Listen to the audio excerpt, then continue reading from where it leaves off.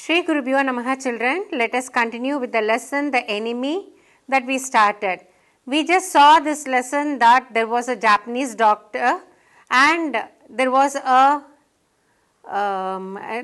American soldier who was washed ashore, and the doctor was fixed and he was discussing with his wife whether to treat this person or to throw him back once again into the sea for him to die.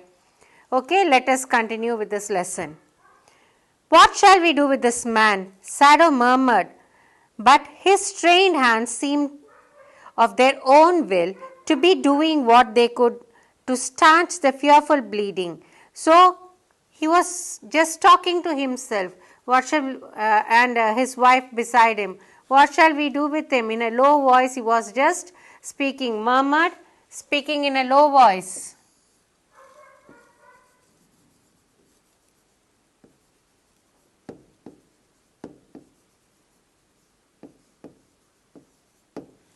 So he doesn't know what to do with this particular soldier. But as a doctor, the instinctive feeling of a doctor, his hands were searching for the root cause of the bleeding. But his trained hands seemed of their own will to be doing what they could to stanch the fearful bleeding. Here stanch means to stop the flow of blood.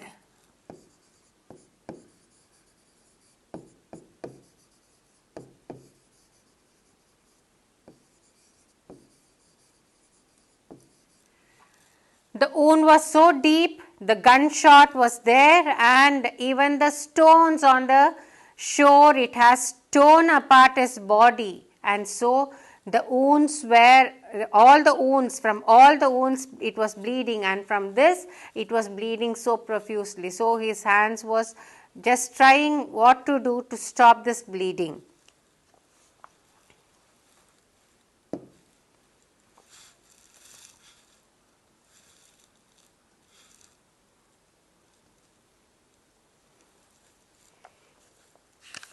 He packed the wound with the sea moss.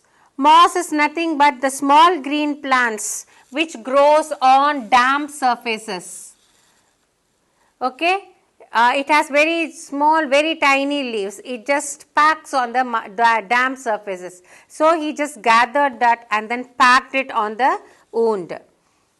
That strewed the beach, covered in that particular area.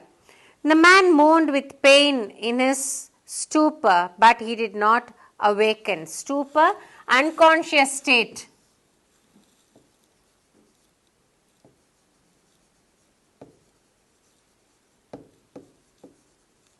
Though he was unconscious, but still he was able to feel the pain. So he started moaning when the doctor was attending to him.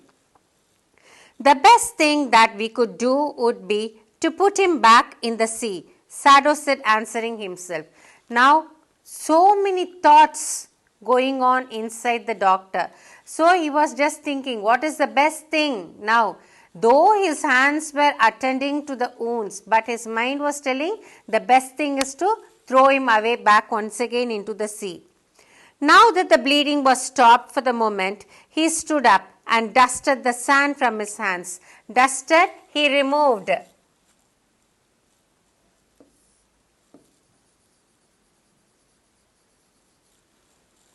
Doctor had gathered the moss from the top covering of the stones. That is where it was covering on top of the stones. That he had collected and packed the wound. Now his hand was dusted with the sand of the beach. So he just removed everything from his hand. Yes, undoubtedly, that would be the best, Hannah said steadily, but she continued to stare down at the motionless man. Steadily, constantly.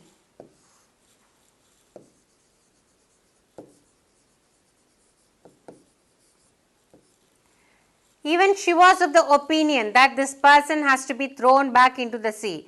What is the reason? He is an American prisoner of war and they are Japanese. Japanese and Americans are enemies, and it is not just on the part of Dr. Sado to treat this particular person who is their enemy. Okay. Now the title of the lesson is slowly fitting inside the lesson, story of the particular lesson. If we sheltered a white man in our house, we should be arrested, and if we turned him over as a prisoner, he would certainly die, Sado said. Sheltered, give shelter to.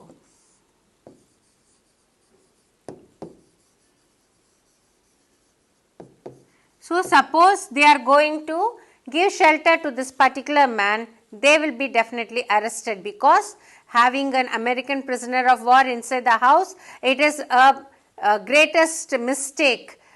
So definitely they will be arrested. And suppose they are going to hand him over to the Japanese soldiers, definitely he will die in their hands. Turned him over means handed him over to the Japanese soldiers. The kindest thing would be to put him back into the sea, Hannah said. So Hannah is telling, so neither let us not be arrested, nor let him be killed by the Japanese soldiers. The better thing is that we will throw him back into the sea once again. But neither of them moved. They were staring with a curious repulsion upon the inert figure. But both of them were telling, best thing is to throw him back into the sea. But both of them were not moving, because they are doctors. So when you take an oath, whether a person is an enemy or a relative or whatever it is, you like him, you don't like him, but a doctor's duty is to serve that particular patient dutifully, righteously. So both of them are not moving to take this man and throw him back into the sea. Curious repulsion. It means strange,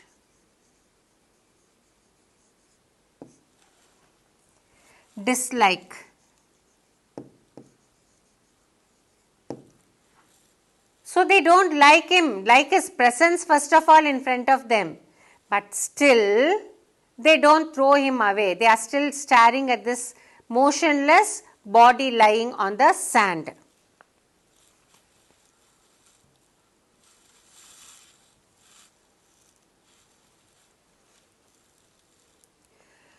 What is he? Hannah whispered. There is something about him that looks American, Sado said. He took up the battered cap. Yes, there, almost gone, was the faint lettering, a sailor, he said. A sailor, he said, from an American warship. He spelled it out, U.S. Navy. The man was a prisoner of war. He has escaped, Hannah cried softly, and that is why he is wounded. In the back, Sado agreed. So the talk is going on between husband and wife. So he is from a U.S. Navy and he has escaped, and that is why he has got the gunshot on his back. They hesitated, looking at each other. Then Hannah said with resolution. Resolution means determination.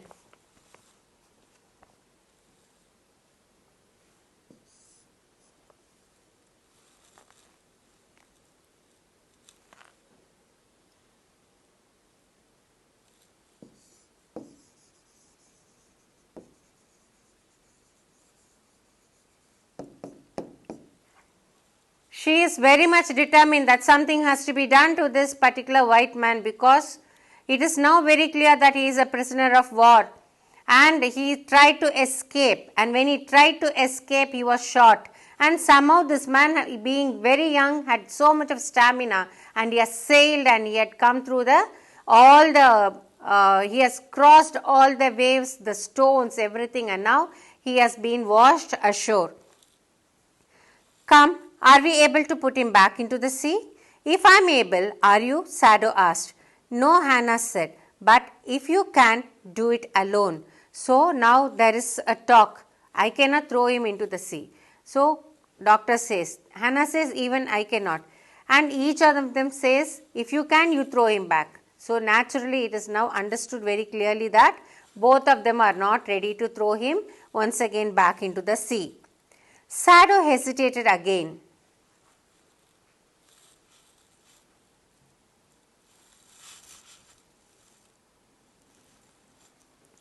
The strange thing is, he said, that if the man were whole, I could turn him over to the police without difficulty.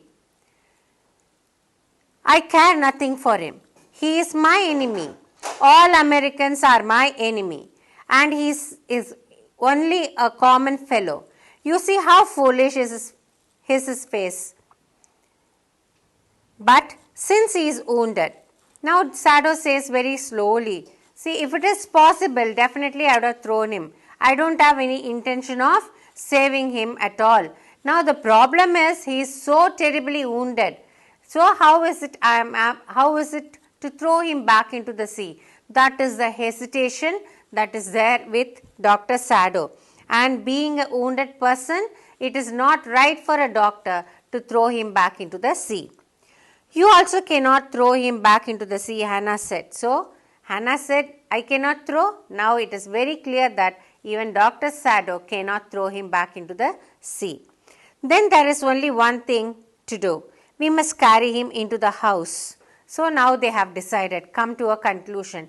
Yes, let us take him back into the home. Let us carry him into our house. Then let us start treating him. But they have another problem. But the servants, Sado inquired. Inquired means asked, what are we to do with the servants? What will they think bringing an American prisoner of war into the house? What is going to be their opinion?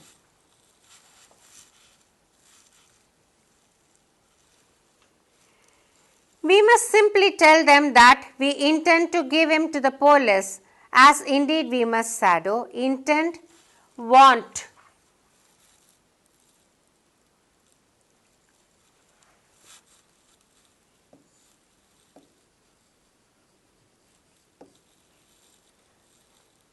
So the idea from them is to tell the servants in the house, we intend to give this person to the soldiers, Japanese soldiers.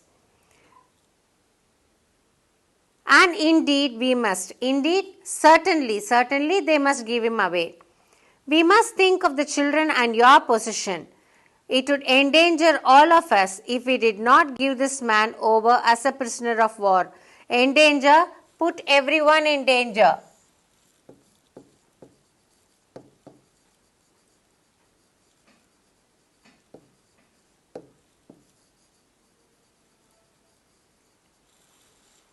They have 2 kids, and if they are going to give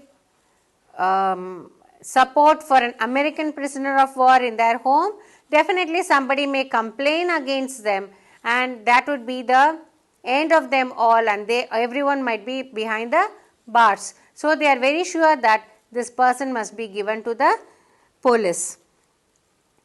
Certainly, Sado agreed. I would not think of doing anything else. So he accepts, yes, I agree that we have to give him away to the police. Thus agreed together, they lifted the man. He was very light like a fowl. Fowl is a bird.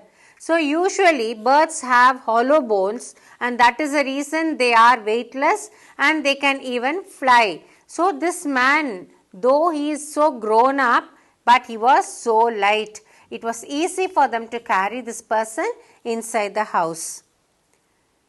That had been half starved for a long time until it is only feathers and skeleton. So his arms hanging, they carried him up the steps and into the side door of the house. The door opened into a passage, and down the passage they carried the man towards an empty bedroom. It had been the bedroom of Sado's father, and since his death it has not been used. They laid the man on the deeply matted floor. Everything here had been Japanese to please the old man, who would never in his own home sit on a chair or sleep in a foreign bed. Hannah went to the wall cupboards and slid back a door and took out a soft quilt. Quilt is nothing but a decorated cover for a bed.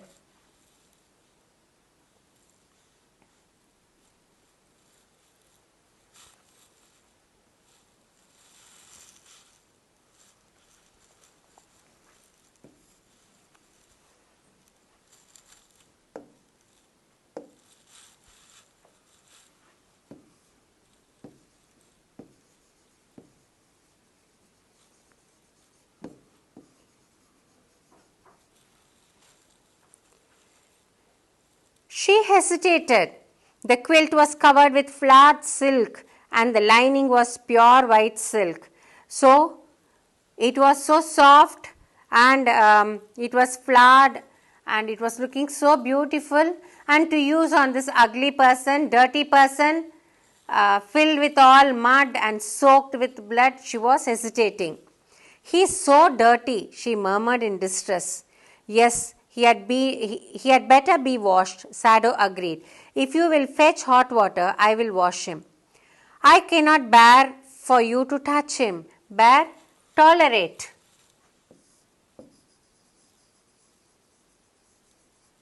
So she says, "I cannot tolerate you touching this person and washing." She says that.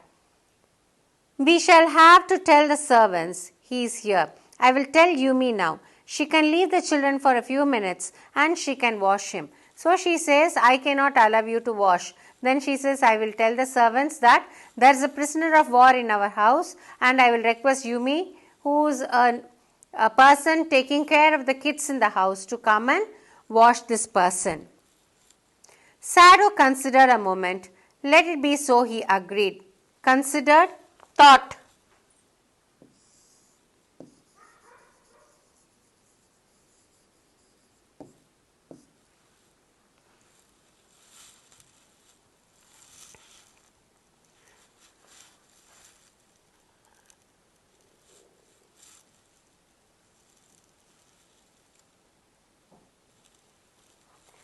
So he thought for a moment. Yes, it would be a better idea asking the servant to wash rather than themselves washing.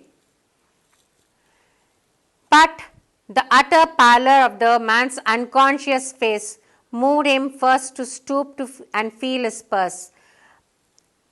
Pallor is nothing but pale color of the face, utter, complete.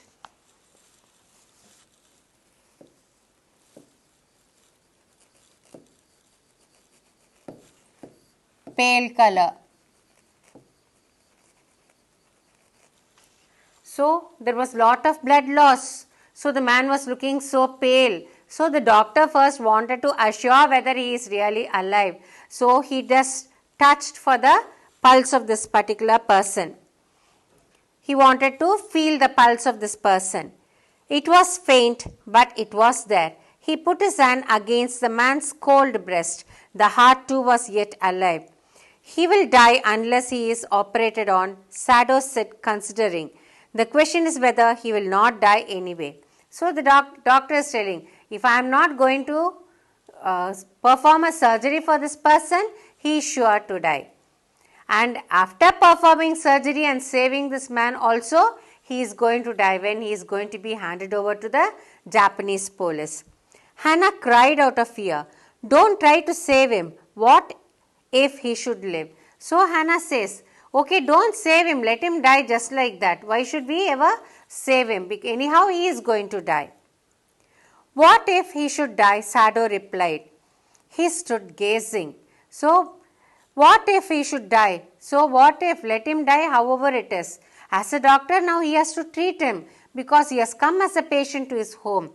What if he should die? And then the doctor was staring at him. Let us see the remaining part in the next class, children. To receive our online lessons, please press the subscribe button and you will receive the latest updates.